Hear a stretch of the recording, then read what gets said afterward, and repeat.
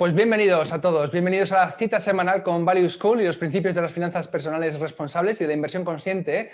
Este es el último webinario del 2020. Con este acabamos la temporada ordinaria de emisiones en la sede. Recordad que a partir del miércoles empieza ya la escuela de invierno, el Winter Summit. El miércoles a las 6 de la tarde empezamos con José Antonio Erce a hablar de longevidad, pensiones y bueno, del problema que tenemos con las pensiones en España y la demografía. Pero bueno, no adelantemos más. El miércoles a las 6 espero veros allí.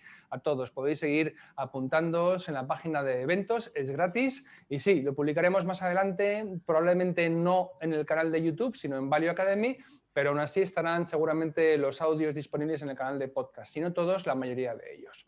Bueno, vamos a ver, me gustaría agradeceros la acogida que estáis dando a los vídeos últimos que estamos publicando. Anoche sacamos la entrevista con Sofía Macías sobre si ahorrar es para ricos y ha pulverizado estadísticas, lleva ya como 3.000 reproducciones en menos de un día. Es algo inaudito para vosotros. Y es que antes hicisteis algo parecido con el vídeo de Josan Jarque y la presentación del libro Sobrevivir de las rentas, donde explicamos la estrategia de inversión por dividendos. También ha sido un vídeo que ha pulverizado estadísticas, con lo cual eso es gracias a vosotros y a que el contenido que publicamos pues os gusta y lo veis y lo recomendáis. Seguir así, darle likes, ya sabéis, suscribíos, ese tipo de cosas que nos ayudan a que esto llegue a más gente.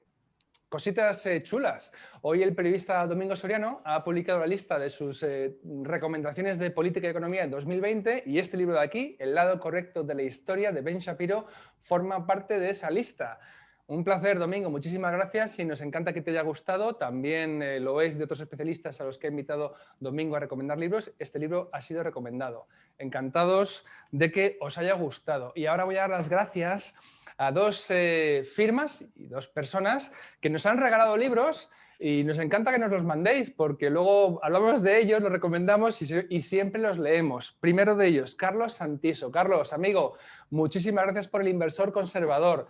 Lo voy a leer con muchísimo gusto y ya os adelanto porque habéis escrito. Carlos estará al otro lado de la pantalla en el mes de marzo hablando sobre estos temas, los del libro y más que os tenemos preparados. Así que en marzo Carlos estará presentando el material de este libro y de más cositas de las que hablaremos. Y también otro por parte de los amigos de Indexa. Nos ha enviado Unai Ansejo el libro que han publicado, Menos costes, más rentabilidad. Este va a venir un poquito antes. A Unai le tendremos a finales de enero, explicando este libro in extenso conmigo, hablando de indexación.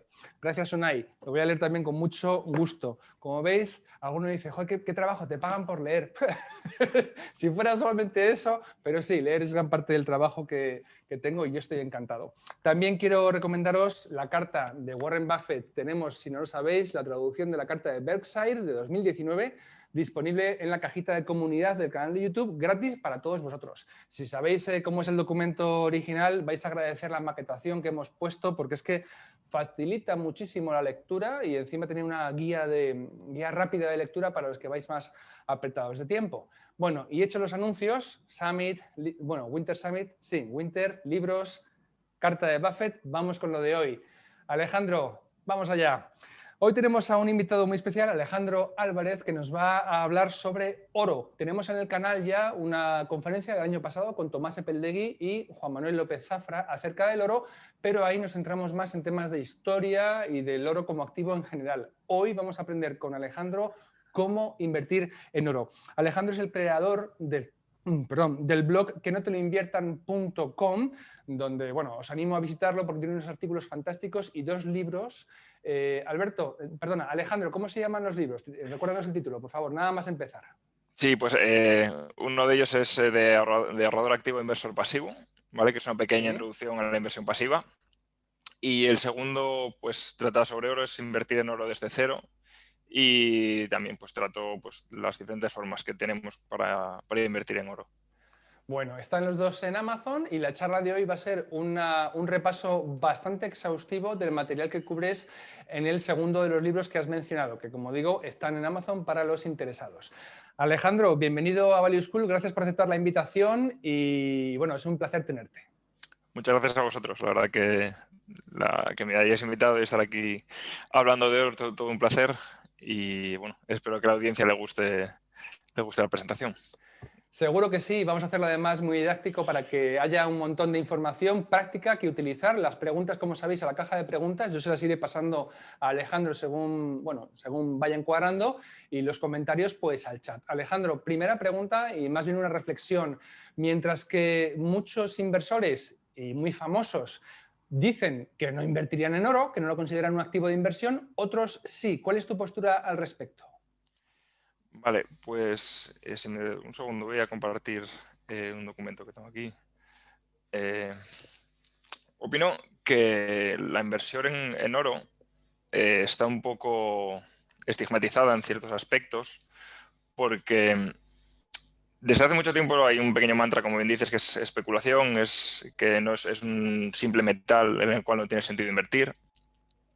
Y yo creo que yo no estoy de acuerdo con ese mantra, pese a que hay gente del nivel de Warren Buffett, por ejemplo, John Bogle, que están de acuerdo con ello, no recomendaban invertir en oro, pese a que hay luego pues otros inversores como puede ser Ray Dalio o gente como Harry Brown, por ejemplo, creador de la cartera permanente, que sí defendían el oro como activo de inversión. Y yo creo que de aquí quiero hacer también un poco una defensa del oro precisamente como este papel dentro de la inversión. Y el motivo fundamental, porque dicen que es una especulación, un activo especulativo, es básicamente porque carece de flujos de caja, lo cual desde mi punto de vista pues no comparto, que carezca de flujos de caja no me parece una razón suficiente para decir que es un simplemente especulativo. Claro, porque el que invierte en oro, digamos, como, bueno, los detractores dicen, no, es que simplemente lo que vas a conseguir es lo que otro te pague mañana por aquello que compraste hoy. Es decir, lo que te vas a llevar es el diferencial del precio en el momento en que lo decidas vender. Digamos que el oro, creo que fue Warren Buffett, el símil de que si lo entierras en una piscina, ¿no? Sí, Lo recuperas a cabo de X años y sigue sí, estando lo mismo que tenías el momento en que lo enterraste. eso es, eso es. La verdad y que lógicamente Warren Buffett pues es toda una institución, pero pues, con el tema del oro pues no estoy de acuerdo y creo que al final que el oro no produzca flujos de caja, pues entonces que estaríamos reduciendo únicamente la inversión a activos financieros, que básicamente los activos financieros son pues aquellos activos que te proporcionan un flujo porque detrás hay una tercera persona que se compromete a pagarte. Entonces, que esto es lo que suele ocurrir, o persona o entidad, o tienes un derecho de cobro y hay alguien que tiene una obligación de pago. Eso es un activo financiero, básicamente. El metal, el oro, pues la ventaja es que no es un pasivo de nadie. Entonces no tienes lo que se suele conocer como riesgo de contraparte, de que alguien no cumpla con su obligación, no lo tienes. Y es de que de los activos financieros que tengan flujo de caja, pues nos permite hacer un cálculo de cuál es su valor. Es habitualmente pues, una forma que tenemos, por ejemplo, con las acciones, de calcular el famoso valor intrínseco, el valor objetivo de una acción, pues es con una estimación de los flujos de caja futuros. En el caso del oro, pues como no tenemos flujos de caja, no significa que no tenga valor, que es un poco la reducción al absurdo que yo creo que se hace respecto al oro, pero sí tiene una utilidad el oro. Tiene una utilidad pues, en diversos campos, ¿vale?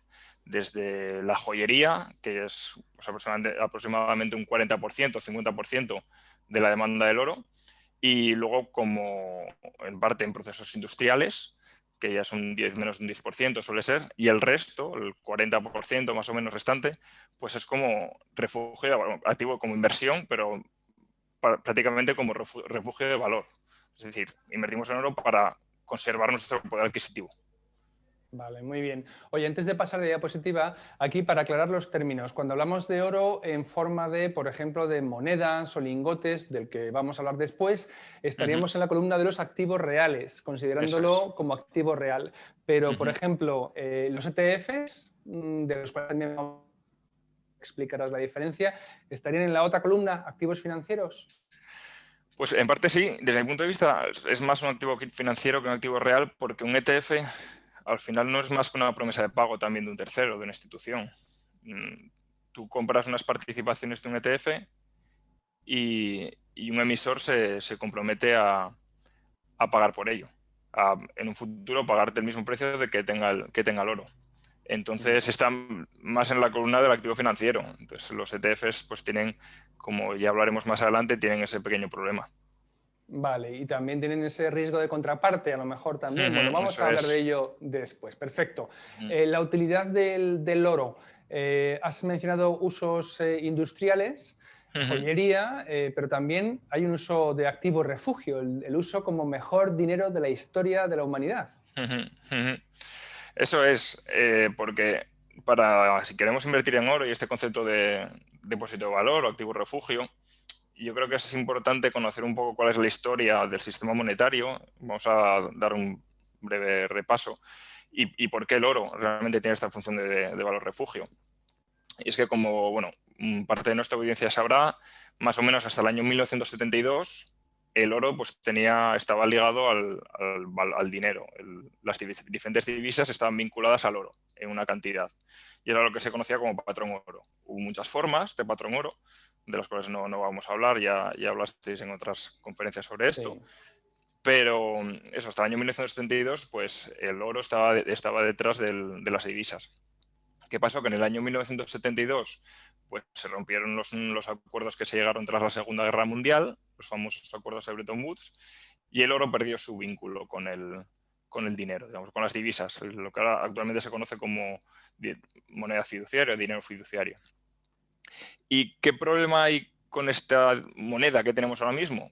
Pues que no es un buen dinero, porque el dinero tiene que tener pues, unas propiedades y para cumplir ciertas funciones.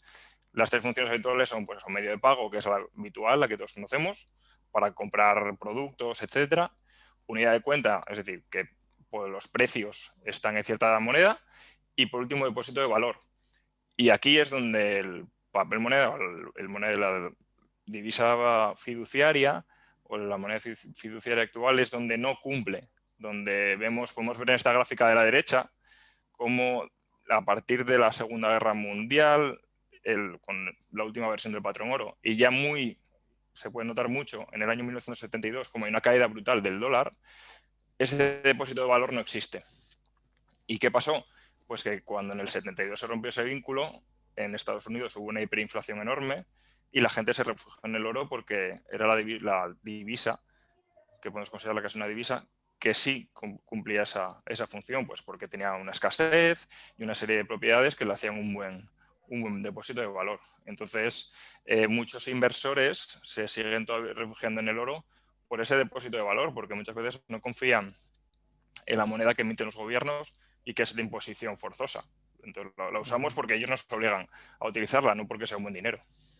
Claro, y también esto que has explicado es la razón por la cual forma parte de la estructura básica de activos de la cartera permanente, que tiene liquidez, tiene dinero, esas Ujú, monedas fiat a las que te has referido, pero ujú, también precisamente en entornos inflacionarios está ahí el oro para ayudarnos a proteger el poder adquisitivo y no solo eso, sino que encima incrementar el precio de venta de ese activo si quisiéramos, porque ujú. contrarresta, porque sube cuando las monedas se inflan. Eso es, cuando no hay confianza al final del sistema, porque como decimos, pues fiduciario viene del latín, que es fiducia, que significa confianza, cuando la gente, los inversores pierden esa confianza y en que el gobierno pueda controlar el valor de esas divisas, o hay miedo de que se pueda descontrolar, es donde se va al oro. Claro, perfecto. Muy bien, vamos a empezar a ver un poco el por qué invertir en oro. Ujú. Porque la pregunta es, ¿qué puede aportar una cartera de inversión de un inversor común, ¿vale? Como somos nosotros? ¿Cuáles son las razones por las que podríamos tener en cuenta empezar a comprar oro con fines de inversión? Vale, desde mi punto de vista tenemos tres grandes razones por las que invertir en oro. La primera, pues, sería la rentabilidad, que es lo que todos estamos pensando. Si invertimos habitualmente es para obtener una rentabilidad y, como acabamos de decir, el oro ha servido como valor refugio, es decir, ha tenido una rentabilidad que nos ha permitido, por lo menos, mantener nuestro poder adquisitivo. Eso ya es una ventaja.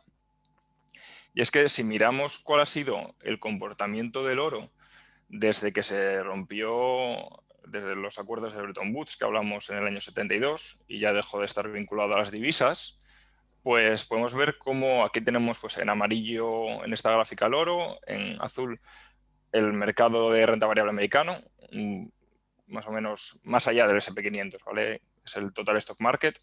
Y por otro lado, la renta fija americana, el bono estadounidense a 10 años.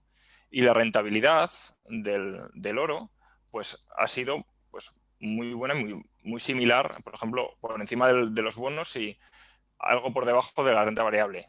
Sobre todo, si nos fijamos aquí, hasta el año 2010, tras la caída de la crisis financiera de 2008, los tres activos estaban muy parejos desde el año 72, pero bien es cierto que en los últimos 10 años, pues la tremendo mercado alcista que ha asistido en renta variable, pues ha hecho que despegue y ahora mismo sea el auténtico ganador.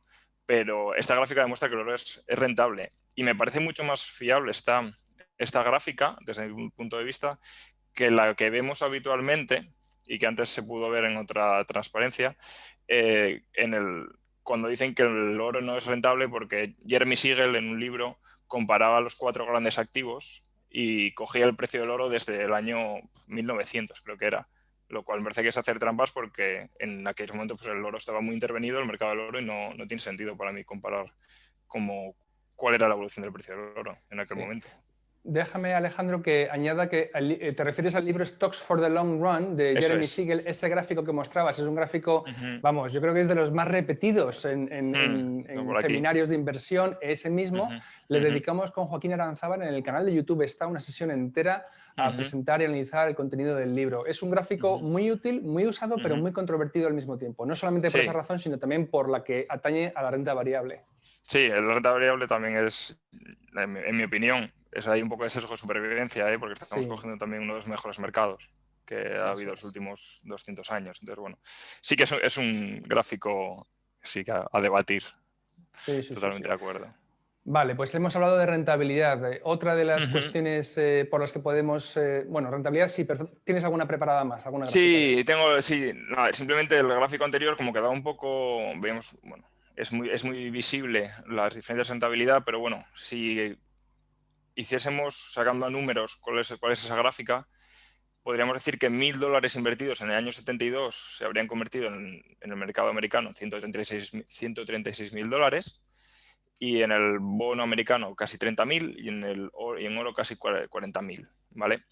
Lo cual pues es una rentabilidad del 7% para el oro y del 10% para la renta variable.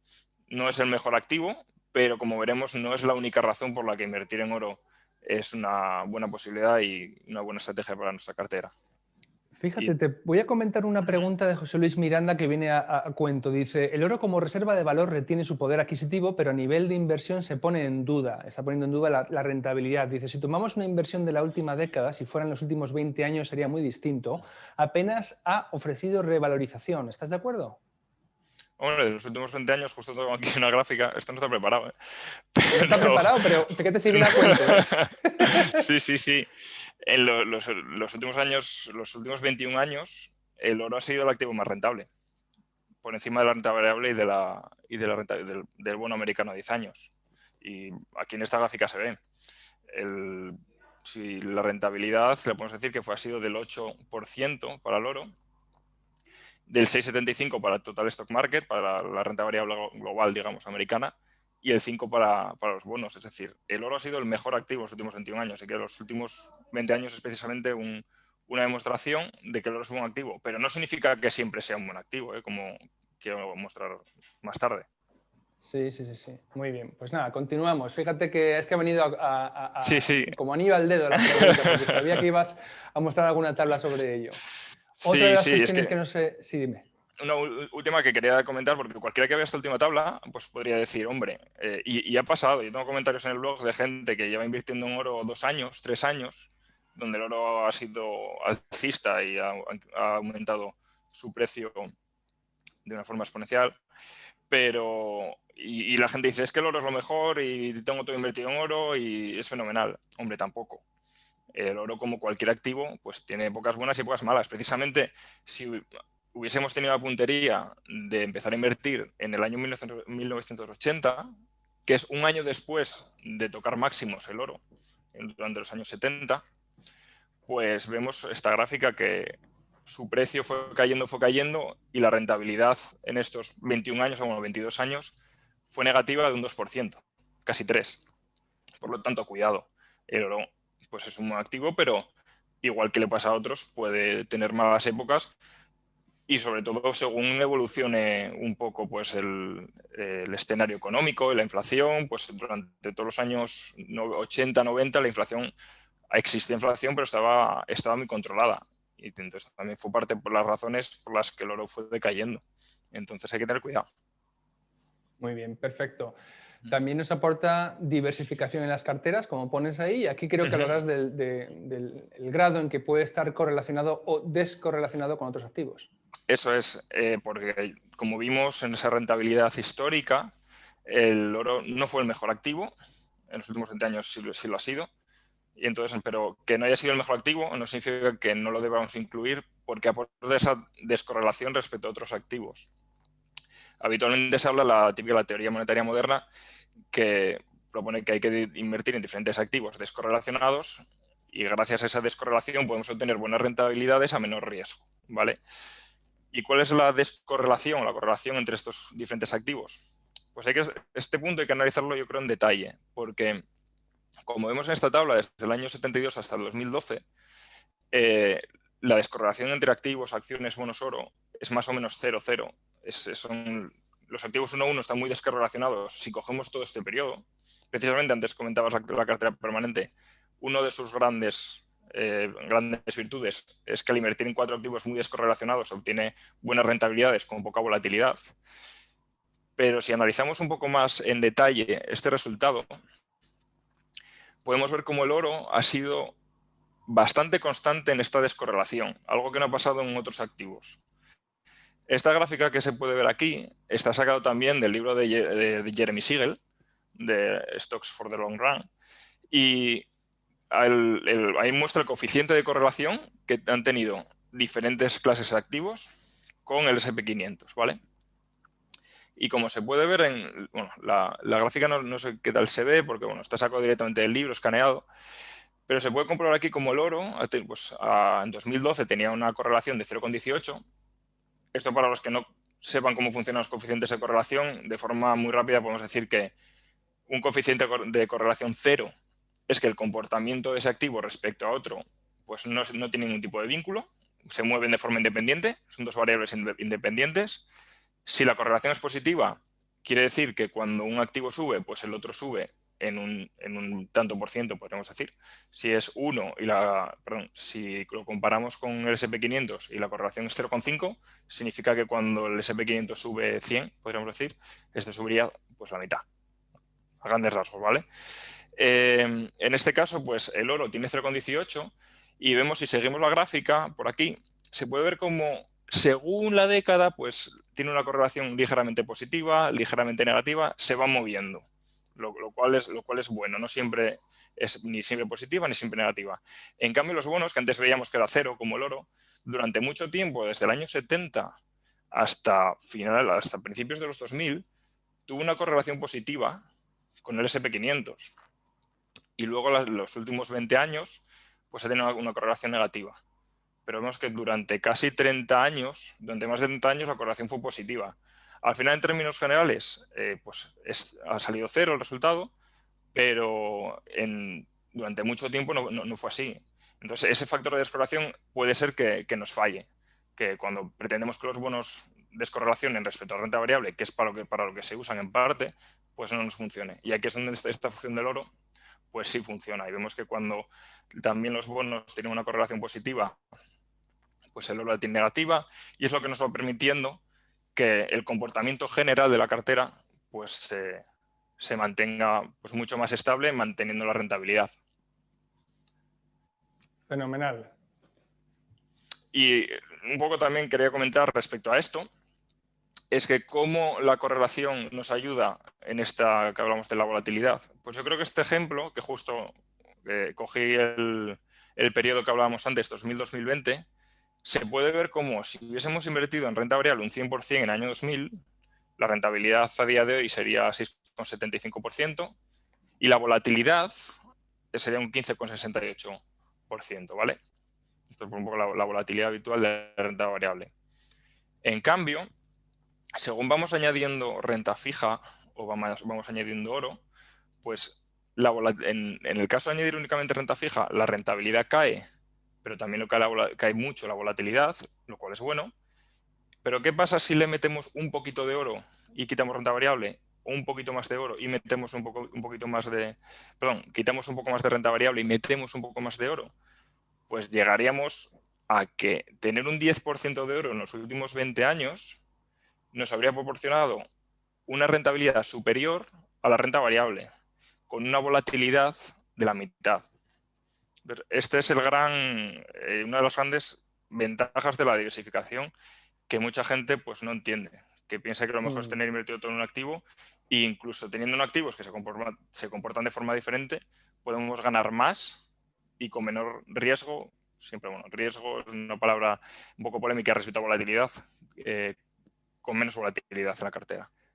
Muy bien, déjame añadir un par de cositas, por favor, Alejandro. Sí. Lo primero, para aclarar, lo que se ve en la columna de la izquierda no son fechas, sino que son ponderaciones de activos. Cuando en la fila de abajo pone 50-40-10, es 50 renta variable, 40% de la cartera fija y 10% oro. Esto lo digo por si acaso a alguien le parece un poquito extraño. Y también quiero recomendar la conferencia que nos dio Antonio Rico hace ya un año y pico, que está en el canal. Se llama algo así como las 17 reglas de la seguridad financiera, donde precisamente explica algo muy relacionado con lo que tú acabas de comentar, cómo se comporta una cartera y qué plus de volatilidad o no aparece al incluir más o menos oro en un portfolio diversificado. Un concepto muy interesante y que sorprendió a muchos cuando lo examinó durante la conferencia.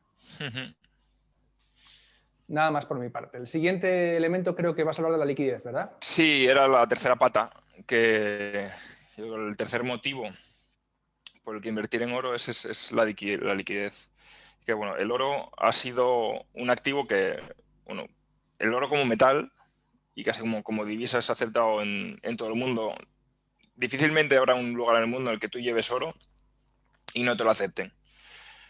Le podemos preguntar a alguien en un país con una divisa devaluada y destrozada si estoy ahora mismo pensando yo, Venezuela, por ejemplo, que están sufriendo una hiperinflación tremenda, o Argentina, si es tan aceptado sus divisas en todo el mundo. En cambio, el oro es ampliamente aceptado. Pero más allá de Alejandro, ¿sí? Alejandro, perdona, sí, al hilo de lo que comentas, perdona la interrupción, preguntaba Nacho Rollo precisamente por esto. Dice, ¿por qué se puede intercambiar el oro? Es decir, Hombre, pues, yo puedo ir a una economía y pagar con oro. En Estados Unidos algunas monedas sí lo permiten, ¿no? Son de curso legal. Pero alguna persona dirá, ¿y para qué me vale a mí tener oro si no me lo cogen en ningún lado? ¿O sí? El oro lo aceptan en todos los sitios. Difícilmente llegarás a un sitio y no te van a aceptar oro porque primero, es escaso y es muy valorado y es estable su valor. Entonces, esto nos cuesta entenderlo porque llevamos muchos años con una divisa como es el euro muy estable, muy aceptada. Pero si tuviésemos una divisa completamente devaluada o incluso estuviésemos en un periodo pues un poco apocalíptico, digamos, no apocalíptico, pero guerras, etcétera, que ya nos quedan muy lejos, pero pensamos que no son posibles, el oro en estos casos siempre ha servido como valor, siempre ha sido aceptado para bienes y servicios, incluso se podría hacer para intercambiar como por otras divisas. Entonces, yo nunca he ido a pagar nada con oro, ¿vale? Pero es aceptado y es casi tiene el rol de divisa. Muy bien, de acuerdo, muchas gracias. Entonces, lo que habla sobre la liquidez, creo que el oro es un activo muy bueno, sobre todo la liquidez, si lo poseemos, en épocas, pues como decíamos antes, de incertidumbre, política, económica, guerras, como hablaba antes. Desde un punto de vista financiero, inversor, la demanda de oro aumenta de una forma terrible cuando suceden pues, eventos inesperados. En esta gráfica de la izquierda tenemos en morado, tenemos por ejemplo el Eurostoxx 50, cuál fue el retorno del Eurostoxx 50 en diferentes eventos o caídas o crisis y lo comparamos con la rentabilidad del oro, ¿vale? Que aquí lo tenemos en dorado. Y bueno, en verde aparece el índice VIX, que es un índice que viene a representar cuál es la volatilidad del mercado. Y se ve que siempre que existe una gran volatilidad e incertidumbre, o en muchas ocasiones, no siempre, pero la demanda de oro o bien queda plana respecto a que si lo comparamos además con los resultados en este caso de Eurostoxx, o aumenta. Aquí podemos ver cómo durante la gran recesión pues, aumentó casi un 60% el oro y bueno, durante las crisis de deuda soberana, etcétera. Y lo mismo en el gráfico de la derecha viene a decir lo mismo, como la demanda de oro en toneladas aumentó en el año 2007 hasta el 2011 durante la crisis financiera, lo mismo durante el Brexit y lo mismo ahora pues durante el COVID. Es más, ahora en el COVID los primeros, en marzo, se dio el hecho de que al estar todos los vuelos y todo cerrado, prácticamente todo bloqueado, la demanda de oro físico pues aumentó mucho y no había luego contraparte en muchas ocasiones porque había mucha gente invertida, por ejemplo, en ETFs o en futuros y no se podía desplazar el oro. Pero la gente que tuviese oro físico y lo quisiera vender a través de dealers o de comercializadores de oro, pues era muy demandado, la verdad. Entonces esa liquidez es muy importante, incluso hay hedge funds que utilizan pues cuando hay esta demanda de oro para liquidar posiciones vendiendo oro y poder liquidar ciertas posiciones. Claro, y recordemos que la liquidez es esa cualidad de poder desprenderse en el caso de la venta del activo con el menor quebranto posible. Es que esa es la historia, no es si se puede vender o no, puede haber mercado, la idea es el quebranto, es decir, la pérdida de valor, si yo quiero vender grandes cantidades o mi posición, que lo pueda hacer sin quebranto, sin pérdida por un precio a lo mejor que no haya muchos precios disponibles, vamos a decirlo así. Oye, ¿esto del factor Atila en qué consiste? Que me hace gracia. El factor Atila sí, Atila 2:1, sí. Es un concepto que leí hace no mucho en un libro que se llama La Constante Dorada, de Golden Constant, que habla sobre el poder adquisitivo del oro. Y viene a decir como históricamente, bueno, este libro hace un análisis histórico del poder adquisitivo del oro desde el siglo XIX. Y es muy interesante porque al final lo que dice es, cuando hay grandes acontecimientos totalmente desastrosos, pues por ejemplo, guerras, o desde un punto de vista económico, el desplome de una moneda, el desplome total de la moneda, ¿vale? El oro se utilizó y se ha utilizado como, pues, lo que decíamos antes, como divisa. Entonces ha sido y sirve como liquidez cuando la gente pues, no tenía nada, pero sí tenía oro, era al final su valor refugio y la forma que tenían de sobrevivir. O sea, que puede ser el elemento que permita que la economía siga marchando en acontecimientos de hiperinflación, como los vividos en Alemania, en Austria, actualmente en Venezuela, en Zimbabue, por ejemplo, ¿no? Por ejemplo, en Zimbabue también es un claro ejemplo. Entonces, que estamos mal acostumbrados, como decía antes, a tener una divisa muy estable a día de hoy con el euro, pese a todas las políticas que está habiendo monetarias, etcétera.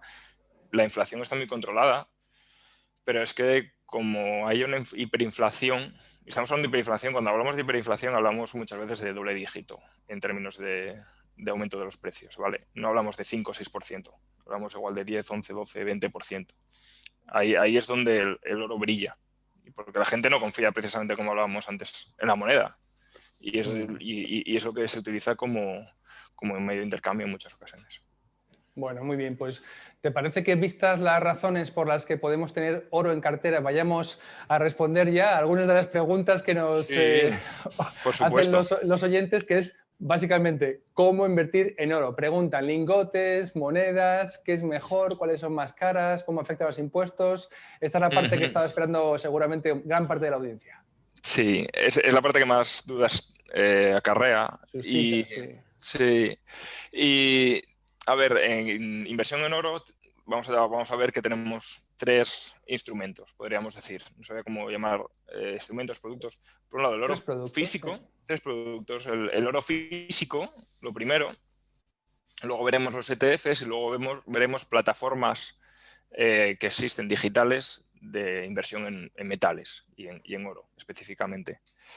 Empezando por el oro físico, desde mi punto de vista, bueno, para mí es la verdadera forma de invertir en oro, el oro físico.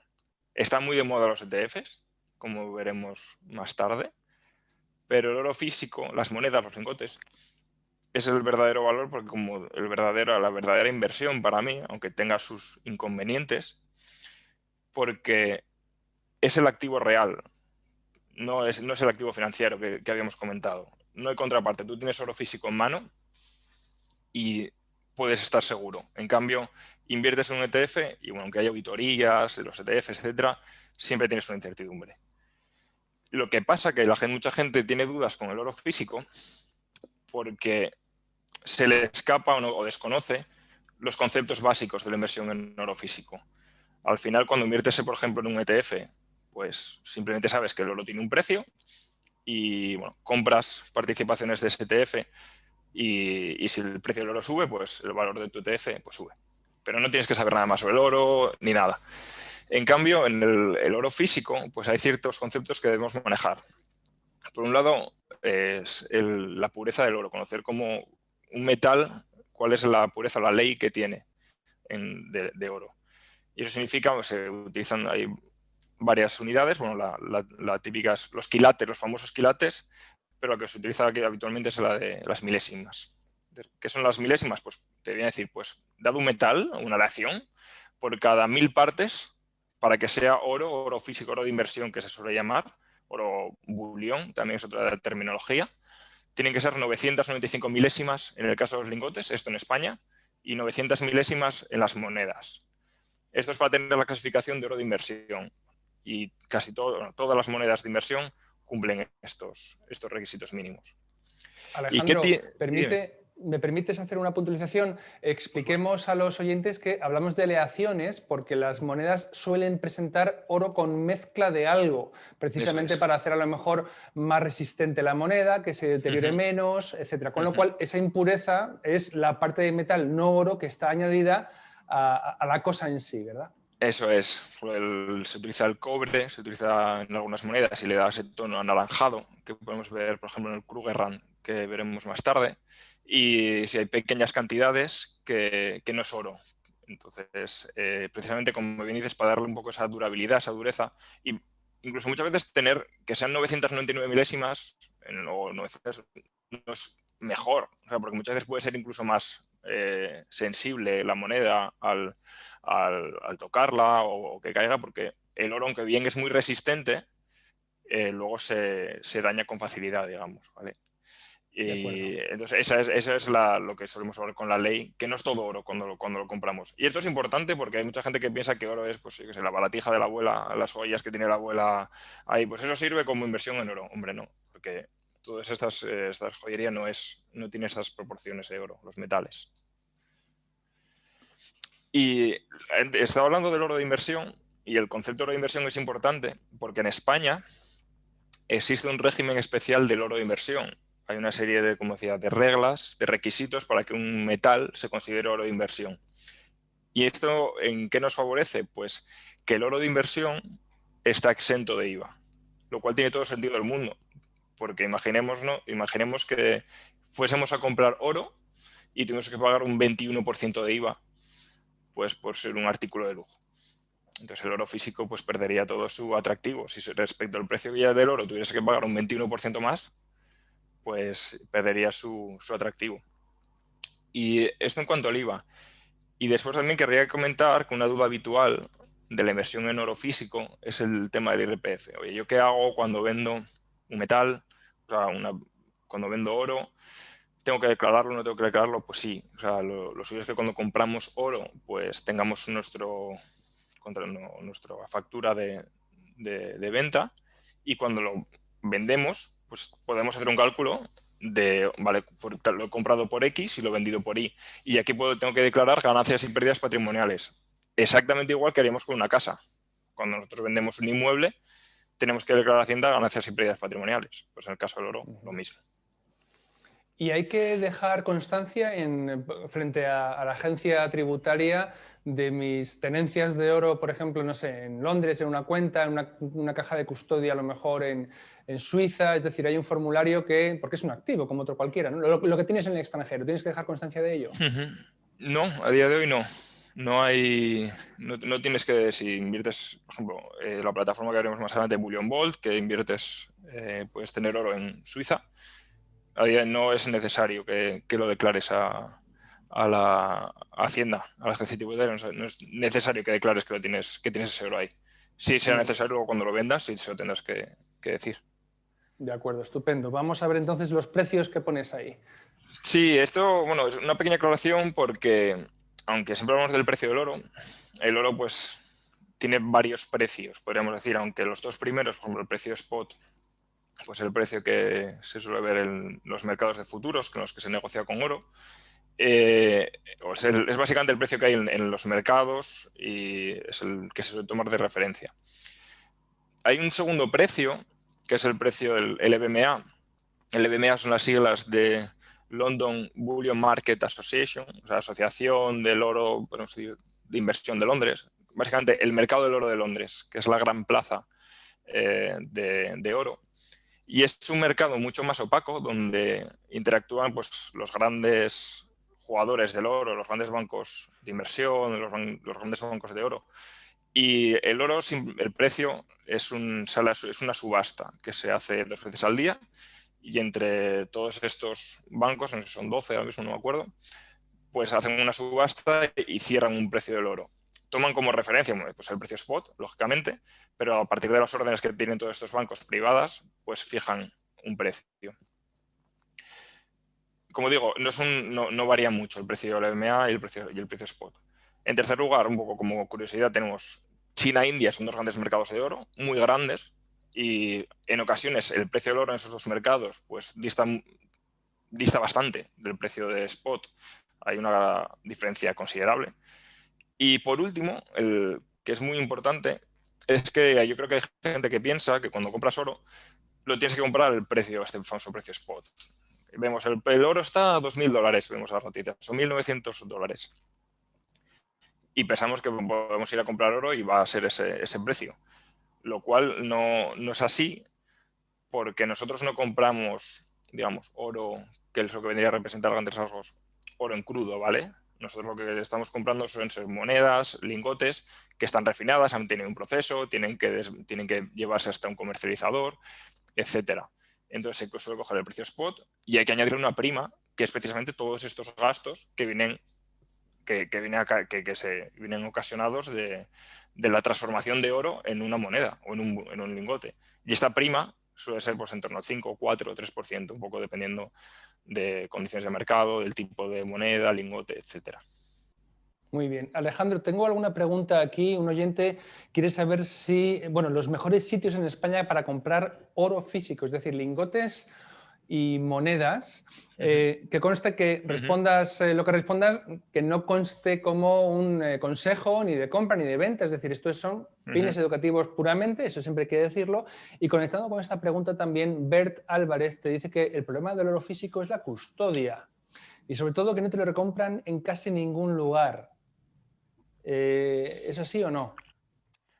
Sobre la primera pregunta, los sitios para comprar oro, en España tienes desde tiendas físicas, pues podrías tener Degusa, que estuvieron como comentabas antes, en Value School. Luego también una tienda muy famosa que tiene tienda online y luego también tiene tiendas físicas en Cataluña y Andorra, es Andorrano Joyería, es bastante popular. Y luego también tienes ya tiendas internacionales como, ahora mismo no me acuerdo, CoinInvest, perdón, se me había ido el santo al cielo.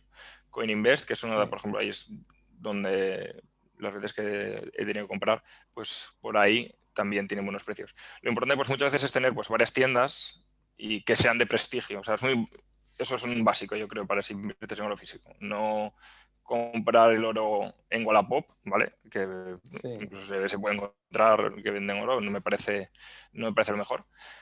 Sino ir a distribuidores de prestigio como estos que acabo de comentar y comparar precios muchas veces, porque puede variar según el momento el precio de la misma moneda entre un distribuidor y otro. A muchos oyentes seguramente les parecerá poco práctico la tenencia de oro físico, monedas o lingotes, no digamos, porque dirán, ¿y dónde lo guardo yo? Hagamos un inciso. Lingotes está el tradicional de las películas, del que seguramente luego hablarás, efectivamente, y luego hay lingotes más pequeños, de 100 gramos, por ejemplo, es decir, quizás sean más fáciles de ocultar, pero aquí nos aboca casi obligatoriamente a cajas de seguridad en entidades bancarias u otras formas, quizás. Sí, a ver, como decía al principio, el oro físico pues sí tiene un problema y es el habitual, es lo que ha comentado este oyente, que tienes que custodiarlo, o custodiarlo tú o delegar la custodia. Yo creo que es mejor custodiarlo tú, porque si delegas la custodia, desde mi punto de vista, caemos otra vez en el riesgo de contraparte.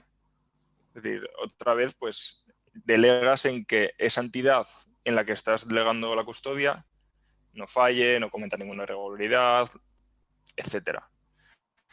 Si lo custodias tú, el riesgo de contraparte desaparece por completo. Y no me parece... Hace no mucho, publicaba un tuit que yo creo que existe un poco de miedo sobre custodiar oro en casa, pero el oro pues ahora mismo está en 1.800 o 1.900, no sé, porque tampoco sigo el mercado. Pero salimos a la calle muchas veces con objetos que valen mucho más. Y no estamos con miedo de que nos roben, de que pues, te coges un iPhone, un smartwatch y poco más, y te vale lo mismo que una moneda de oro. Y en cambio una moneda de oro, si la tenemos en casa, es que es algo que es fácilmente ocultable. Una moneda de oro de 1 onza es algo muy, muy, muy pequeñito. Pero bueno, yo creo que es fácil de ocultar y tienes esas ventajas de que reduces otra vez el riesgo de contraparte que no tendrías si haces una custodia, que es perfectamente válido, pero bueno, es mi opinión.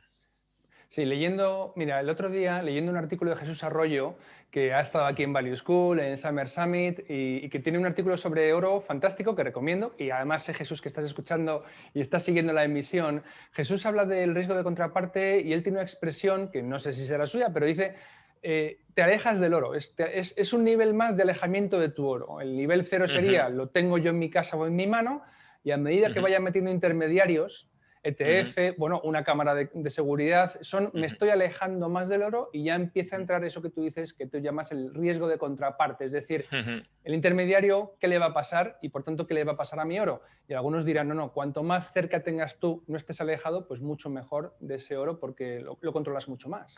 Es que pongamos un ejemplo, es que viene muy bien, porque imaginemos que sí que hay un corralito bancario y que los bancos cierran y tú tienes custodiado tu oro en un banco. Bueno, coges una caja fuerte, la contratas y depositas tu oro. Pero no te dejan hacer al oro, porque el banco está cerrado, por ejemplo. Entonces, no te ha servido de nada tener ese oro. Imagínate pues, que quieras cambiar ese oro en... Pues, tu moneda se ha devaluado y quieres cambiarlo en dólares, por decir algo. No te ha servido para nada, porque tu contraparte, o el banco en este caso, no te da el oro que es tuyo. O por mandato gubernamental, pues como hubo en el 33, creo que fue Roosevelt el que retiró, bueno, creo que indemnizó el oro que había en los bancos, etcétera, pero luego se prohibió la posesión de oro en Estados Unidos. Ahora estoy tirando un poco de memoria, pero me parece que fue por el año 33. Fue Roosevelt quien prohibió la tenencia, bueno, confiscó todo, confiscó el oro en los hogares. Esto ahora a día de hoy suena locura, pero hombre, esto es lo que se suele conocer como riesgos de cola, esos eventos muy, muy, muy, muy poco probables, pero que tienen un gran impacto, pues están ahí. Y yo creo que como inversores nunca debemos darles la espalda. Oye, por hacernos una idea, Alejandro, ¿cuánto costaría, qué gasto nos supondría un servicio de custodia en una caja de seguridad para aquellos que no queramos tenerlo, por ejemplo, en el colchón o en, no sé, unos calcetines en casa? Pues la verdad, si te digo la verdad, ahí me pillas por completo. Porque sí que lo he visto hace tiempo y eché números, no era barato la custodia, sobre todo en los bancos. Yo creo que si vas a empresas especializadas en oro, pues por ejemplo Sadegusa, que hablábamos antes, la custodia es más barata. No te puedo decir una cifra, pero no me pareció caro en su momento. Pero los bancos, las cajas fuertes, sí que hace tiempo, pues, por curiosidad, lo miré y eran muy caros. Y había bancos muy, muy, muy caros. Estamos hablando igual de 600 euros por un Bueno, año. a lo mejor algún oyente lo puede comentar en la cajita del chat y yo lo leeré para que lo recoja la grabación. Algunos precios, digamos, de mercado actuales de la custodia de oro físico en cajas de seguridad en bancos o en otro tipo de entidades. Vale, pues continuamos con las diapositivas, Alejandro. Sí, antes estábamos hablando sobre los tipos de productos de emisión en oro físico. Comentabas el tema de los lingotes, que hay varios tamaños. Pues tenemos el de 400 onzas, que son unos 12 kilos, que es el típico de las películas, que lo mueven con mucha facilidad, que sacan ahí bolsas y bolsas de lingotes. pero son 12 kilos cada lingote, entonces eso pesa bastante. Y los lingotes, desde mi punto de vista, pues no son la mejor forma para invertir en oro físico, sobre todo por una razón. Es que el lingote es fácilmente falsificable, o mucho más fácil de falsificar que una moneda, como explicaré más adelante. Y entonces, como son tan fáciles de falsificar, lo que hacen las refinerías privadas que venden lingotes, porque tenemos lingotes vendidos por refinerías privadas, que son algunas de las que menciono aquí, Pump Suisse o Umicore, etcétera. Incluso luego las casas de la moneda de los diferentes países, la Royal Mint británica emite lingotes. Y son fáciles de falsificar, entonces lo que hacen es meter los lingotes en unos plásticos termosellados, que vienen con un número de serie de lingote, etcétera, que sirven para decir, bueno, este lingote es auténtico. Tiene aquí mi número de serie, está sellado, no se ha ido abierto, no. Es lo que te da un poco esa seguridad. ¿Qué pasa? Que pues, no puedes sacar el oro. El oro lo tienes que conservar en ese envase de plástico, porque si lo sacas, te pierde la autenticidad. Entonces te va a perder valor y no es lo correcto, ¿vale?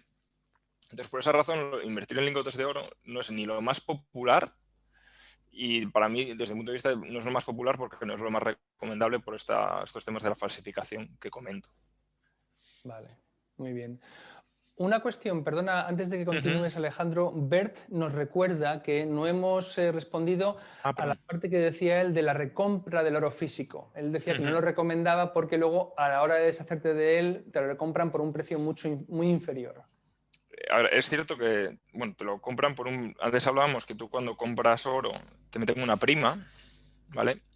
Y cuando pagas una prima y cuando lo vendes se vende a descuento, es decir, sobre el precio del oro, el precio spot del oro, pues un poco menos. Un poco ahí están donde sacan también los márgenes los distribuidores.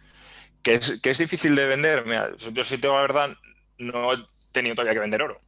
Entonces no se me ha dado el caso, pero sí que es cierto que, por ejemplo, ahora que lo que hablábamos de la crisis del COVID de marzo, las tiendas de oro, y no hablo de tiendas de oro, cuando digo tiendas de oro, que se me entienda, no quiero hablar de las tiendas compro oro que hay por ahí, sino tiendas especializadas en oro de inversión. Estaban locas por adquirir oro. Y normalmente incluso tienen algunas de las tiendas que hablaba antes, tienen su tabla de precios de compra y venta de oro para minoristas. Es decir, tú te puedes poner en contacto con ellos y venderles tu oro a esas tiendas. Por ejemplo, una de las que mencioné antes, Andorrano Joyería, ofrece este servicio. Creo que Coinvest también lo ofrece. Y en Andorrano Joyería incluso eso, encuentras una tabla de precios de compra y venta. Y durante la crisis de marzo, la tabla que tenían, yo me puse en contacto con ellos y no estaba actualizada porque no se podía mover el oro a nivel mundial, había esa escasez y tú te tenías que poner un poco en contacto con ellos para venderles el oro. Pero te aseguro que en ese caso, donde no podía llegar oro internacional, no había apenas oferta, pues me extrañaría mucho, yo no les pregunté porque no estaba interesado en vender, pero me extrañaría mucho que en ese caso, por ejemplo, el descuento que te aplicasen fuese muy alto. Normalmente el descuento, hasta donde yo sé, porque como te digo, nunca he vendido, suele estar también en un 3, 4, 5. Pero si no lo vendes, si lo vendes en esos casos es 3, yo creo que no va a ser el descuento tan alto. Incluso igual lo puedas vender a precio spot, no diría yo que no. Tiene sentido. Vamos a responder a la pregunta de los precios de la custodia, que algunos amigos nos han dado ya datos. Antonio Sanz dice de 400 a 500 euros al año en Degusa, según categoría, en custodia, ¿vale? El servicio de custodia. Juan Sánchez dice en bancos una caja de seguridad mínimo 800 euros al año y si eres cliente conocido. Y Jesús Arroyo comenta en CMC Metales Preciosos, que está en Valladolid, te cobran en función de los gramos. Va desde 14 euros al trimestre por hasta 100 gramos. Hasta 25 euros al trimestre por entre 500 y 1 kilo. ¿Vale? Dice que seguro que los bancos es mucho más caro. Gracias a todos, chicos. Jesús, Juan, Antonio, gracias por el dato. Dije 600 con los bancos y me quedé corto todavía. Pero sí, es caro. Esta opción que comentabas de Jesús de CMC Metales pues es interesante porque es mucho más barato, pero todo es echar cuentas y también siempre teniendo en cuenta eso que decías antes de alejarte del oro, si te compensa o no. Claro. Muy bien, vamos con las monedas entonces, que esto gustará a los numismáticos entre la audiencia. Sí, Bueno, les va a gustar, igual no. Porque cuando hablamos de inversión en monedas de oro, lo primero que hay que hacer es alejarse, sobre todo al principio. A ver, si luego quieres hacerlo porque eso, seas un fanático de las monedas de colección, pues bueno. Pero lo recomendable para el público general es que invertir en lo que se llaman las monedas bullion, que son las monedas de inversión y cuyo valor es básicamente el contenido del metal. Pues esto es decir, son monedas que cotizan en función del metal, que su valor viene únicamente reflejado por el metal, la cantidad, una onza, media onza, etc. El problema que tienen las monedas de coleccionista es que su precio no refleja solo el contenido del metal, sino que también refleja esa rareza. Y es lo que puede hacer que muchas veces, pues, si es una moneda muy rara o no es una moneda muy rara, pues ya estás metiendo otras variables y nosotros aquí lo que estamos queriendo es invertir únicamente en oro. No queremos invertir en ese valor numismático, puedes decir, que tienen las monedas de coleccionista. Y monedas bullion, pues la ventaja que tienen respecto a los lingotes, bueno, uno, que son emitidos por las casas de las monedas de diferentes países. Reino Unido, la Britannia, Estados Unidos, American Eagle, Sudáfrica, el Krugerrand, Austria, la Filarmónica. Entonces tienes, digamos, el respaldo de que están los gobiernos de los diferentes países, o los estados más bien, de los diferentes países emitiendo estas monedas, y no se estás comprando a refinerías privadas que pueden tener mucho prestigio, pero bueno, siempre puede haber escándalos. También con un Estado, pero bueno, sería más raro que un país como Estados Unidos pues empezase a emitir monedas que no tuviesen la cantidad de oro que ellos dicen, por ejemplo. Y algo que decías antes, que era que las monedas de oro que se pueden utilizar para comprar, en el Krugerrand, que es una moneda sudafricana y es únicamente una moneda de inversión, el resto de ellas tienen un valor facial o nominal. ¿Vale? Es decir, pues no sé si es el American Eagle, creo, de una onza, no sé si son $50 o $100. Entonces tú puedes utilizar esa moneda, es una moneda de curso legal, puedes coger esa moneda e ir a una tienda y comprar algo de 50 a $100. O, por ejemplo, la Filarmónica Austríaca, si hablamos de euros, tiene un valor de 100 euros, si no recuerdo mal. Entonces, tú puedes tener una Filarmónica Austríaca y ir a Austria y comprar lo que sea con esa moneda. ¿Es lógico? No. Porque estás entregando una moneda pues, que te está valiendo en el mercado del oro, pues ahora mismo son 1.800 euros, la estás cambiando por 100. Entonces, bueno, tienen esa curiosidad que tiene un valor nominal, pero no es el valor que tiene luego en el mercado del oro. Y también es importante sobre este tema el tema de los tamaños, porque hay diferentes monedas. Antes hablabas que había los lingotes. Tenemos lingotes desde 400 onzas hasta 1 gramo, ¿vale? Y las monedas tienen pues desde una onza, que suele ser lo más grande, que una onza son 32 gramos, ¿vale? Hasta media onza, un cuarto de onza, etcétera. Las monedas estas que se conocen como fraccionarias, también hay un poco de debate sobre si es bueno invertir en ellas o no, porque al final el coste de invertir en una moneda, de fabricar una moneda, es fijo. A una refinería le da igual hacer una moneda de una onza que de media que de cuarto. El coste es el mismo, el coste de fabricación. ¿Eso en qué repercute? Pues esto repercute en que la prima que vamos a pagar por una moneda de un cuarto de onza va a ser mucho más grande porque están repercutiendo unos costes constantes que tienen en una moneda de una onza, pues se va a diluir más con el precio con el valor de la moneda. Esto es importante matizarlo. Y por último, como hablaba antes, recomiendo las monedas por el tema de la falsificación, porque las monedas tienen un tamaño concreto, unas dimensiones, un peso, que es siempre el mismo. Sabes que un Krugerrand pues, tiene un diámetro X y un peso Y. Y entonces falsificarlo es muy difícil porque tienes que jugar con metales más pesados o más ligeros. Si le quitas oro y le metes otro metal, si le metes un metal más pesado, ¿qué vas a tener que hacer? Pues para que te casen los pesos, vas a tener que hacer la moneda más pequeñita.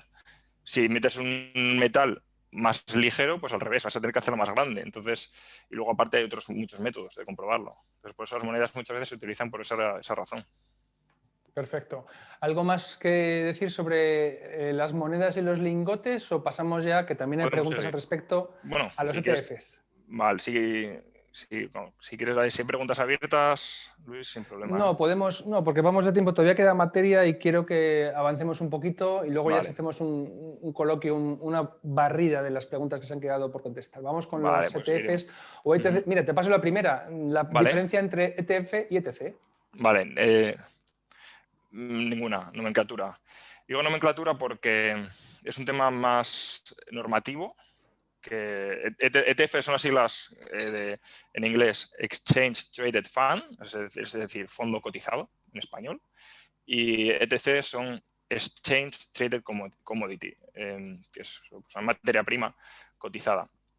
Lo que pasa es que, por ejemplo, en Europa no puedes, por las normativas que hay, etcétera, tú no puedes llamar a algo un fondo, no puede estar invertido un 100% en algo, pues en este caso en un metal.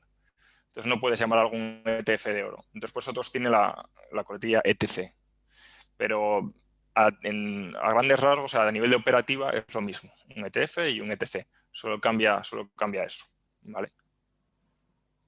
Muy bien.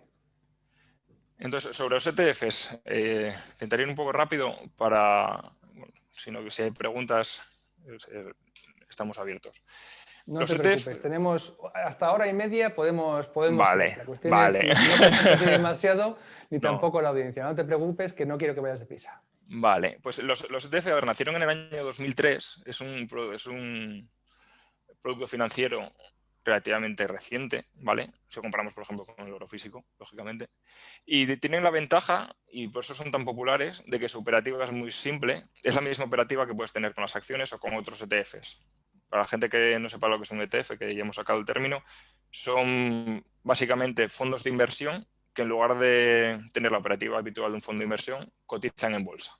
Entonces, como cotizan en bolsa, necesitas un broker que te dé acceso al mercado y lanzas órdenes de compra y venta, tienen pues un precio, una horquilla de compra-venta, etcétera. Entonces, la operativa, si estás acostumbrado a invertir en acciones, invertir en un ETF de oro es muy sencillo, es lo mismo.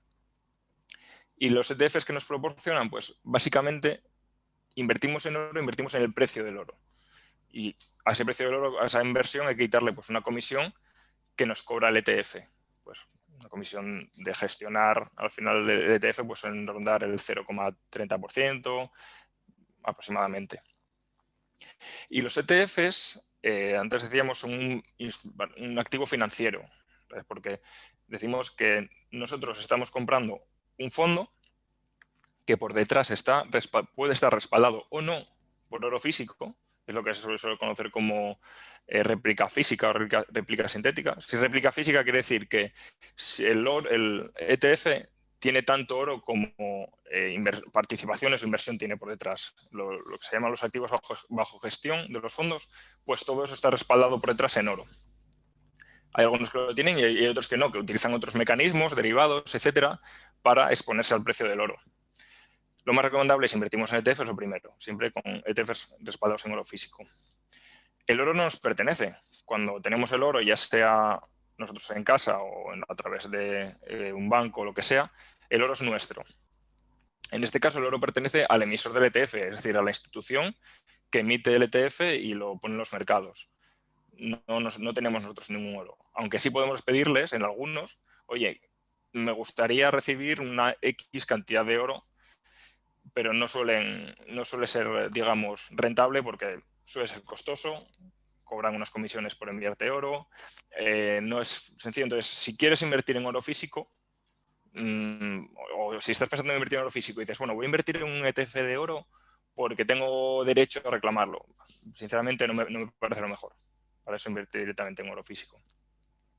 Y pues, una duda que se puede tener es cuando se compra un ETF, que es una participación del ETF, tiene un valor, ese precio, ¿qué representa? Ese precio representa el oro, la cantidad de oro que representa esa participación, es decir, es lo que se llama Metal Entitlement y suele ser pues 0,09, un 9%. Pues lo que se hace es coger el precio de una onza de oro, o sea, el precio de oro, y multiplicarlo por un 9%, un 8%. Es lo que representa tu participación. Estás comprando un 9% de una onza de oro. Es lo que tenemos que saber. Y ese precio, ese metal entitlement, esto es muy importante, disminuye a lo largo del tiempo. Porque lo que hacen los ETFs es, oye, yo esta pequeña comisión que tengo, ¿qué hago para sufragarla? Venden oro. Venden el oro que ellos tienen, lo van vendiendo. Sin embargo, tu participación es la misma. Si tienes 5 participaciones, la cantidad de oro a la que tienes vinculada cada vez es más pequeña, porque ellos van vendiendo ese oro, ¿vale? Entonces, esto también yo creo que es interesante. Y por último, un par de cositas. Los ETFs son activos financieros, son productos financieros y están sometidos a una regulación, como cualquier producto financiero. Pues están pues, las autoridades, en este caso europeas, que nos dicen cuándo podemos comprar un ETF, cuándo no, bajo qué condiciones. Me gusta sacarlo porque en el año, no sé, fue 2010, estaba con el blog ya, no sé si es hace 3 años o por ahí, la Unión Europea sacó una normativa que se llama la normativa PRIIPs, según la cual los pequeños inversores no podían invertir en ETFs, productos que no tuviesen vinculado un documento que se llama, traducido al español, perdón, un documento que se llama el documento de datos fundamentales para el inversor. Aquellos que inviertan en ETFs o en fondos de inversión les será familiar. Pues si ese documento no está traducido al español, el broker no te puede ofrecer el producto. ¿Y qué pasó? Que muchos ETFs no tenían este documento traducido, estaba en inglés. Y pues la mayoría de la gente, muchos inversores minoristas que invertíamos en oro, dejamos de poder comprar y vender. Entonces, y durante mucho tiempo. Esto fue algo, desde mi punto de vista, querer proteger tanto al pequeño inversor que lo acabas perjudicando. Y a día de hoy yo creo que tengo algún ETF de oro que no puedo operar con él. No sé si es uno que se llama Xetra Gold. En algún banco que lo tengo, la última vez que lo miré no podía venderlo. Y bueno, como todavía no he tenido que venderlo por necesidad de cartera, ahí está, pero es un riesgo que tenemos, ¿vale? De nuevo, es el riesgo que denominabas tú de contraparte, es estos alejamientos también progresivos de tu oro físico. Y voy a hacer una observación de Rafael Salinas que dice: los ETCs en Europa no son UCITS, por tanto no los venden a particulares salvo que seas inversor profesional, ojo. ¿O no deben? Dice, porque me consta que algunos brokers sí los ofrecen. No, ahí no estoy de acuerdo. No estoy de acuerdo. Vale. Sí te los venden, pero es decir, los inversores profesionales no están sometidos a PRIIPs. La normativa PRIIPs se aplica únicamente a los minoristas. Si es inversor profesional, te puede meter un ETF que esté el documento fundamental esté en inglés.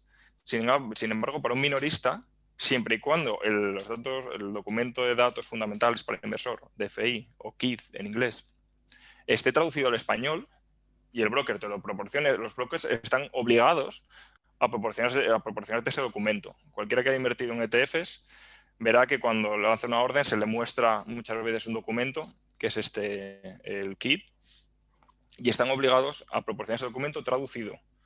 Y si ellos no lo tienen, pues no te lo pueden ofrecer.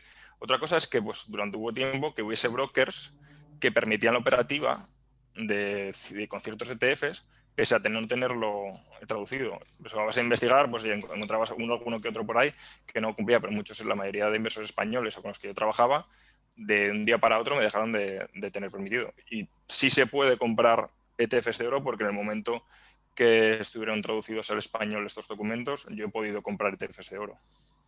Muy bien. Oye, Benjamín, ¿quieres saber qué pasaría si ese fondo ETF, entre comillas, desaparece? Es decir, pasan de impedirnos negociar con él, vender y comprar, a que, ¡pum!, deja de cotizar. Vale, los ETFs, imaginemos que...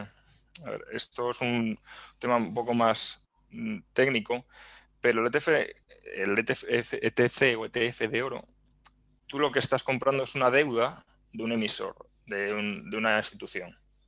Y esa deuda, lo único que no tiene interés, no paga ningún tipo de interés, pero está vinculada luego al precio del oro, por decirlo así, explicarlo a grandes rasgos. Si la empresa tuviese problemas y desapareciese, en teoría tendría que solventar esas deudas con los activos que tiene por detrás, que sería el oro. Entonces, también por el que estén respaldados en oro, son activos que tendría que liquidar para pagar a sus partícipes. Claro, aquí tienes un nivel de separación que es que el broker es el titular de esas participaciones al final. Como bueno, mucha gente sabrá, existen unas cuentas que se llaman Unibus, que al final emisores de ETFs no tienen puesto esto pertenece a Alejandro Álvarez, tienen puesto esto pertenece al broker X. Y luego el broker X sabe a quién pertenece cada participación. Entonces, en teoría, tendría que liquidar los activos al ETF, venderlos y compensar al broker y el broker pagarte a ti. Entonces, como vemos, el ETF tienes muchas incertidumbres y esos grados de separación, pues al final, oye, hay que considerarlos. Y es un Muy riesgo. bien. Por supuesto, y creo que queda muy claro. Alberto Freitas hace una pregunta conectada con el último de los boliches, de las bullet points que tienes ahí, sobre cubrir divisa. Te pregunta, considerando que el oro cotiza en dólares de Estados Unidos y considerando la tendencia actual de devaluación, ¿los inversores en Europa deberían cubrirse del riesgo de divisa hoy en día o en ciertos contextos? Pues mira, me ha dado pie para... Otro que parece que está preparado, pero no lo está. me la ha dejado votando. ¿Se debe cubrir divisa o no? Es una muy buena pregunta y hay diferentes opiniones al respecto. Pues desde mi punto de vista depende del rol que tenga el oro en la cartera o por qué inviertes en oro. Es la pregunta que te tienes que hacer. ¿Tú inviertes en oro porque crees que el dólar se va a devaluar? Entonces, por lo tanto, el oro va a aumentar de precio.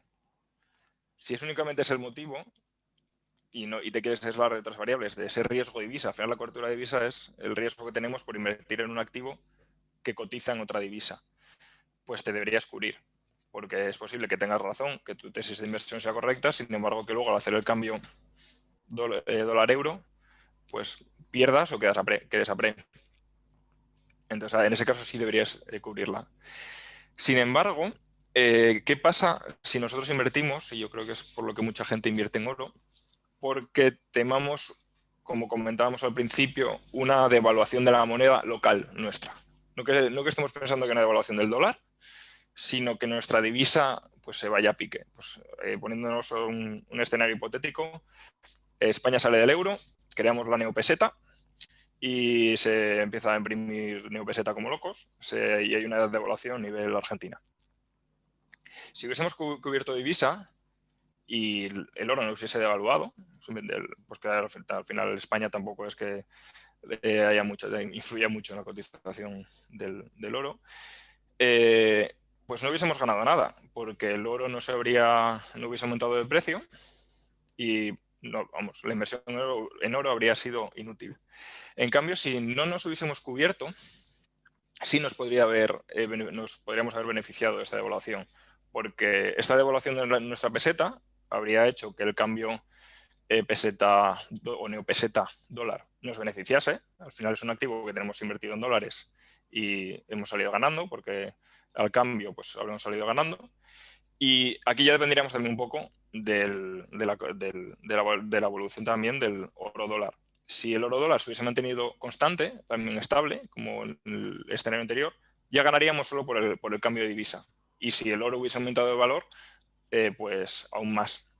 Claro, tendría que producirse una caída muy grande, digamos, del oro respecto al dólar para que esta superdevaluación de la neopeseta pues no nos hubiese compensado, entre comillas, ¿vale?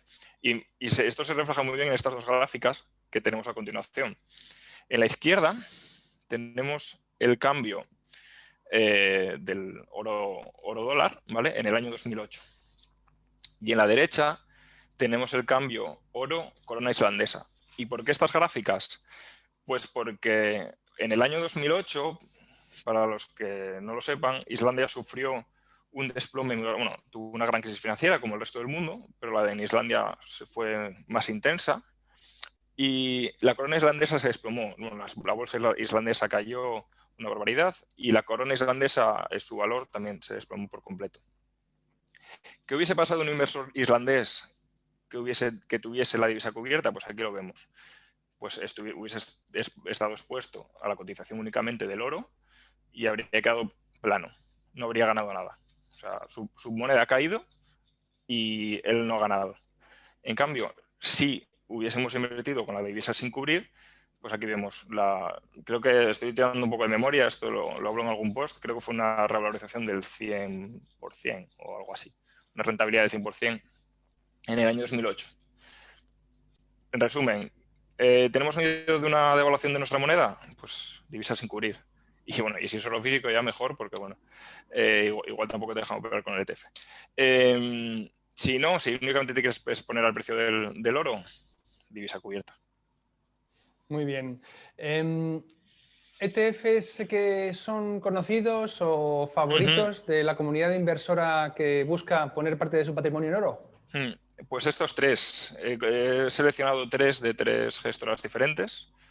Este es primero es de Wisdom Tree, que es una gestora que tiene muchos ETFs de metales, de plata y demás. Este es uno de los que tiene, que es el oro, está depositado en Suiza, pues es Physical Swiss Gold, y cotiza pues en Xetra, que es la bolsa del mercado alemán, Euronext, que es Holanda, y la bolsa italiana Milán. Y los tres que he puesto tienen unos costes muy bajos, 0,15. El segundo es uno de Invesco, y el tercero, que es el que menos me gusta, que es el más opaco en el sentido de documentación, auditorías, etcétera, es el de BlackRock. Las veces que he intentado buscar su documentación ha sido más complicado. El primero, pues siempre tienes, si vas a la página del ETF, lo cual yo creo que es importante si compras un ETF, mirar pues las auditorías que tienen. Todos los ETFs tienen una auditoría semestral en la cual pues auditan que el oro que dicen tener está ahí. Pues una serie de informaciones muy interesantes, y cuanto más transparencia tenga el ETF, mejor.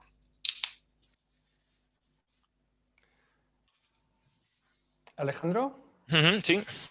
Alejandro, sí, se estaba yendo el sonido un poco. ¿Puedes repetir lo que has dicho los últimos 30 segundos? Vale, no, comentaba que los tres ETFs que tengo aquí, Sí. Mi favorito es el primero, porque es el más transparente, el que hay más documentación. Y luego los dos, bueno, sobre todo el último, el de BlackRock, es el que la documentación pues hay más opacidad. Y en cuanto a opacidad me refiero pues a las auditorías que tiene que someterse el ETF. Antes comentábamos que los ETFs respaldados en oro, pues dicen que pues, tienes una cierta cantidad, la misma cantidad en oro que activos que tenga el ETF, tienen que casar, pues los ETFs hacen auditorías externas para decir, vale, efectivamente tienes que tener, por decir algo, 100 toneladas de oro, y las tienes. Entonces te da un poco también esa seguridad de que el ETF no te está engañando. Son niveles de seguridad sobre esos riesgos que hablábamos al principio. Muy bien. Rafael Salinas, sobre la observación que nos hizo antes, insiste, dice, gracias por la respuesta, pero mi comentario era que no dejan comprar ETCs a particulares, solo dejan ETFs de oro, no por el KITS en español, sino porque los ETFs no son UCITS. Es lo que quiere puntualizar Rafael. Pero es un tema de normal. Claro, el tema es, no puedes llamar a algo, no puedes vender algo que llames ETF en Europa porque no es UCITS, efectivamente. Entonces lo tienes que llamar ETC. Entonces, vale. Sin embargo, si tú te vas buscas un ETF de oro suizo, creo que es KGB, me parece que es, o KZB, perdón, KZB. KZB es KZB ETF. Pues por la normativa suiza sí pueden llamarlo ETF. Efectivamente, sí, igual entendí yo mal la pregunta. Que si llamas ETF no eres UCITS compliant, es decir, no cumples con la normativa UCITS, no puedes llamarlo ETF, no está permitido. Pero sin más, no, porque UCITS te obliga a unos requisitos, a unos mínimos de diversificación. Un fondo y algo que llames ETF no tiene de oro, no tiene ese mínimo de diversificación porque todo es oro. Entonces lo tienes que llamar ETC. Pero también es un tema de nomenclatura, porque por detrás al final, si nos vamos a productos cotizados, un ETC es lo que llaman un ETN, que al final, bueno, es entre comillas deuda de otra persona. Y muchas veces te puede pasar en ciertos brokers que te dicen no tienes, porque no hayas rellenado cierta documentación, no tienes permiso para operar con ETNs. Entonces, porque el ETC es más una coletilla, unas siglas para entender que es una cotización de un metal. Muy bien. Alejandro, no se podrán quejar, hemos explicado cómo comprar monedas y lingotes, cómo invertirlo en oro en ETFs. ¿Te parece que vayamos con la última opción, las plataformas digitales? Sí, esto, bueno, es igual la parte más exótica, por decirlo de alguna forma, la menos conocida. Estos son plataformas de inversión digitales que haces por internet y te permiten invertir en metales preciosos, pues platino, plata, etcétera. En principio, pues el oro sí te pertenece, es una de las diferencias respecto a los ETFs, pero la custodia la tienes en un país pues, extranjero y son ellos los encargados de custodiarla.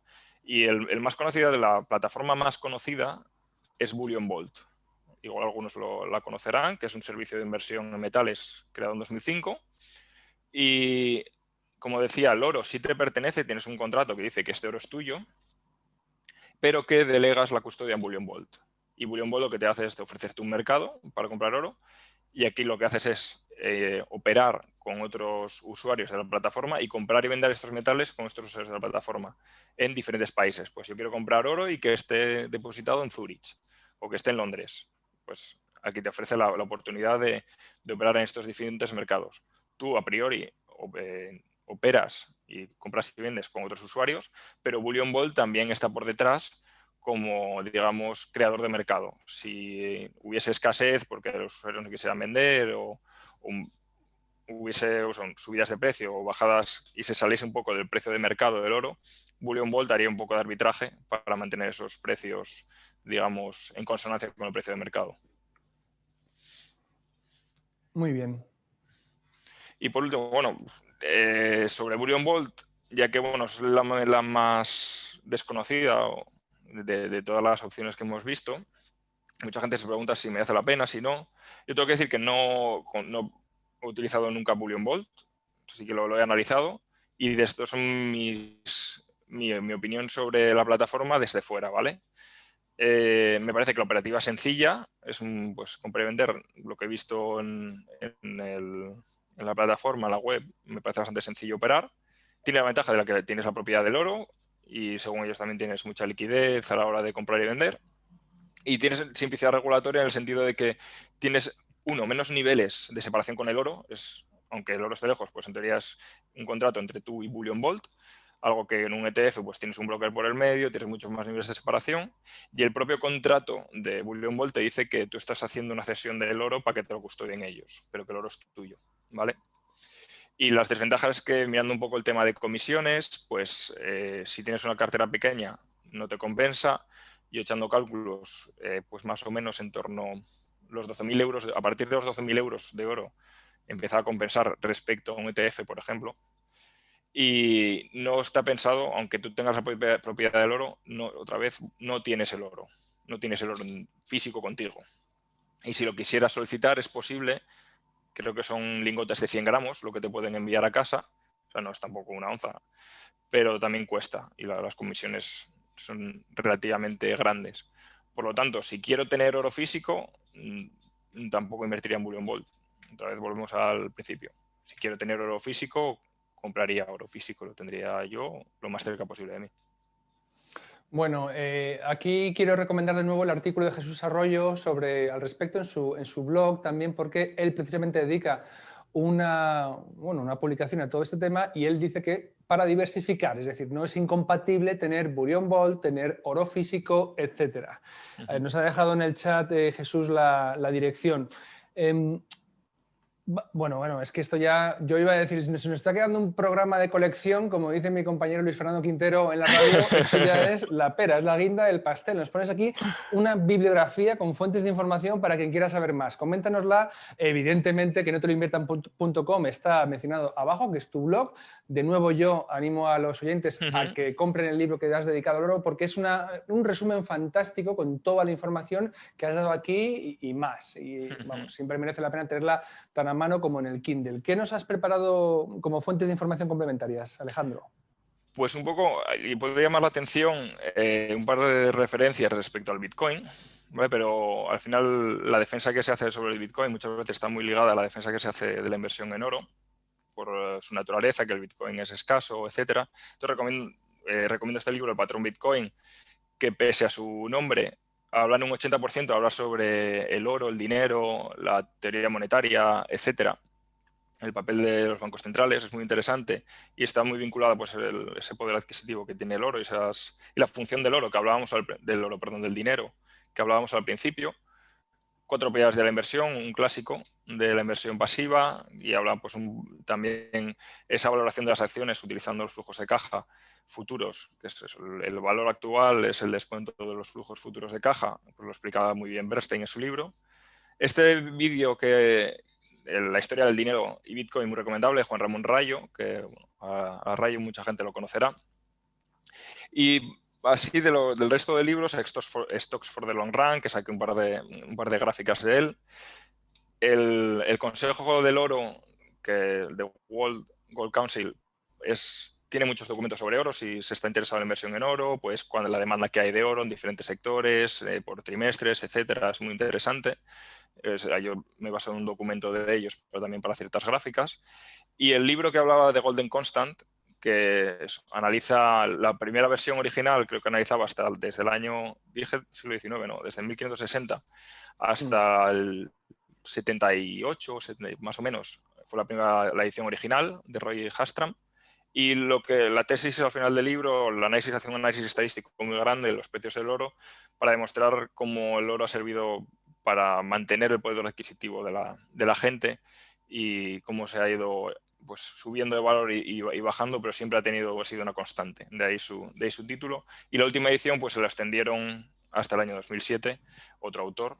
Y también, la verdad que es un libro que es muy interesante. ¿Y de dónde sacamos el factor Atila que comentábamos antes?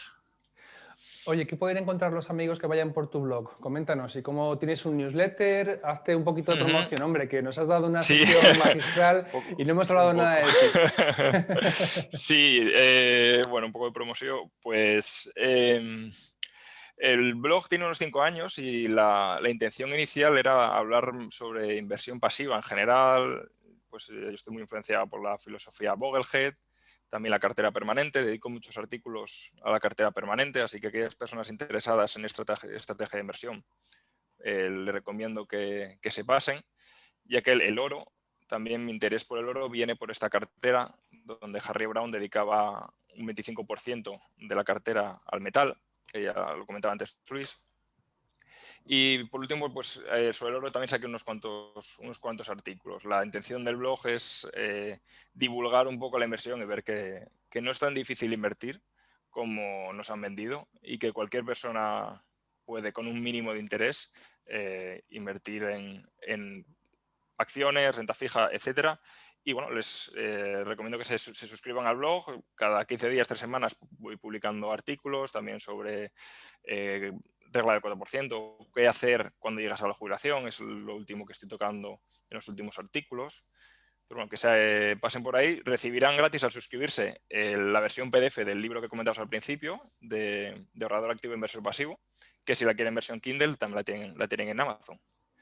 Así que espero que les guste. Claro que sí. Ese primer libro va sobre indexación, es ahorro Correcto. e inversión indexada, pero es el segundo, el del oro, que está dedicado por entero a lo que hemos visto hoy. Sí, el segundo libro es más pues he cogido los artículos que tenía sobre oro en el blog y digamos que les he dado, pues los he organizado todos un poco y darles una nueva versión, una nueva visión a lo que ya había, para que aquellas personas interesadas en invertir en oro, pues siempre es más sencillo, pues en formato libro, leer sobre un tema que andar yendo y viniendo por diferentes artículos y tener una versión un poco más general. Es todo muy práctico.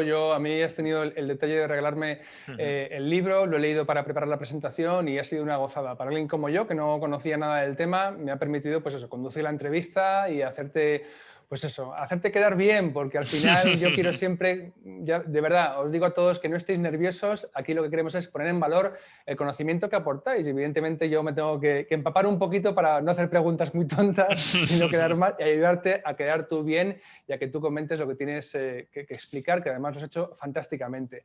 Ha sido un placer y creo que, bueno, Juan dice que muchas gracias, muy buen webinario, muchas gracias a todos, muy buena presentación. Estos son lo que yo llamo los aplausos virtuales. Alejandro, nos encantaría que estuvieses aquí, pero te vas a llevar los agradecimientos de los amigos que están todavía, 138, que se han quedado hasta el final. Gustavo, Alejandro, Antonio, Alejandro ahí está, Gregorio, te dan todas las gracias, gran charla. Efectivamente, muy bueno, dice Jesús también. María, muchísimas gracias, muy interesante. Quiero decir a todos los amigos que vamos a publicar, evidentemente todo se publica en el canal de YouTube, dadnos pues una semana o 10 días. Le pasaremos también el enlace a Alejandro para que lo difunda por sus redes sociales, pero este vídeo va a quedar almacenado en el canal de YouTube, así como los 300 que tenemos ya. También saldrá en MP3 más adelante, editamos también el audio para los que preferís, en vez de, pues eso, sentaros a ver un vídeo, pues quizá escuchar el audio corriendo. Y las diapositivas, que habéis visto que se lo ha currado mucho con la plantilla de Value School y todo. Alejandro, muchísimas gracias por utilizarla. Las vamos a poner para descargar en la caja de descripción del vídeo cuando esté en YouTube. Así que tenéis todo para, como siempre, poner en práctica el conocimiento que os damos. La información, si no actuáis con ella, no vale de nada. Y yo creo que más fácil que os lo ha puesto Alejandro, aquellos que tengáis el interés de invertir en oro, más fácil no lo vais a encontrar. Alejandro, ha sido un placer verdadero estar contigo en este webinario y ojalá la próxima vez te podamos invitar a la sede de Value School en Madrid. Ojalá, muchas gracias por la invitación de nuevo. Lo he pasado muy bien durante toda esta hora. Y bueno, espero que los oyentes hayan aprendido un poco más sobre invertir en oro. Y bueno, a ver si se animan y que si tienen cualquier duda, yo estoy abierto tanto en los comentarios del blog como por mi correo, que también se puede hacer en el blog, a resolver cualquier duda. Perfecto, así da gusto. Bueno, y amigos, ya acabamos el 2020, os vemos de nuevo en 2021 en la programación que vamos a poner en Value School. Ya tenemos todo cerrado hasta marzo, fijaos si trabajamos con anticipación.